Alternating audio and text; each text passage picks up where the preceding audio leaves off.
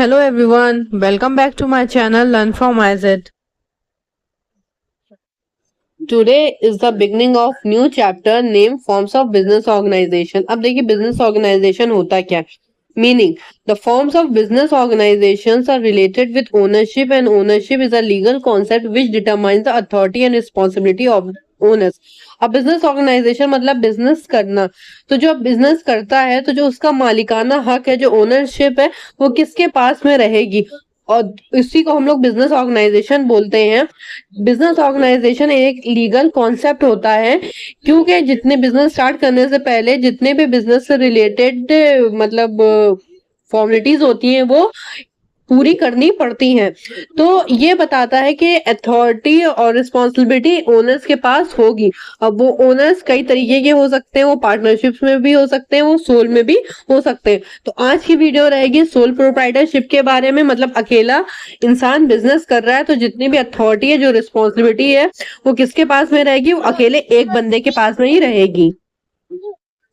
Sole proprietorship. Sole proprietorship is a form of business organization in which an individual brings his own capital, manages the business himself, and is solely responsible for the results of its operations, also known as sole trader. In sole proprietor business, only one person is the owner, manager, controller, risk bearer, that is all in one. अब देखिए soul का मतलब क्या होता है? Soul का मतलब होता है अकेला।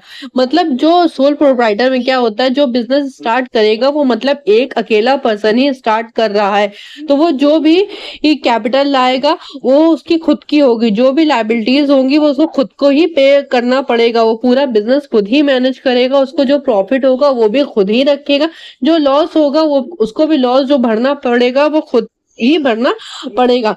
तो सोल में क्या होता है? सोल एक अकेला पर्सन होता है जो बिजनेस को पूरा हैंडल करता है, कोई पार्टनर नहीं होता, कोई मतलब कंट्रोल करने वाला नहीं होता, ये खुद एक कंट्रोलर होता है, मतलब कोई मैनेज करने वाला नहीं होता, ये खुद ही एक मैनेजर होता है, और ये खुद ही एक रिस्क बेयरर होता है। तो मतलब प्रॉफिट है तब भी अच्छा है तो इसको पूरा प्रॉफिट मिलेगा, और लॉस है तो भी बुरा है क्योंकि इसको पूरा लॉस खुद ही भरना पड़ेगा। किसी में भी लॉस या प्रॉफिट डिवाइड नहीं होगा, सब कुछ इसका खुद का अकेले का है। आई होप आप लोगों को ये सारे पॉइंट्स क्लियर हो गए होंगे। अब मिलते हैं हम लोग अपने नेक्स्ट वीडियो में। Till then take care, bye.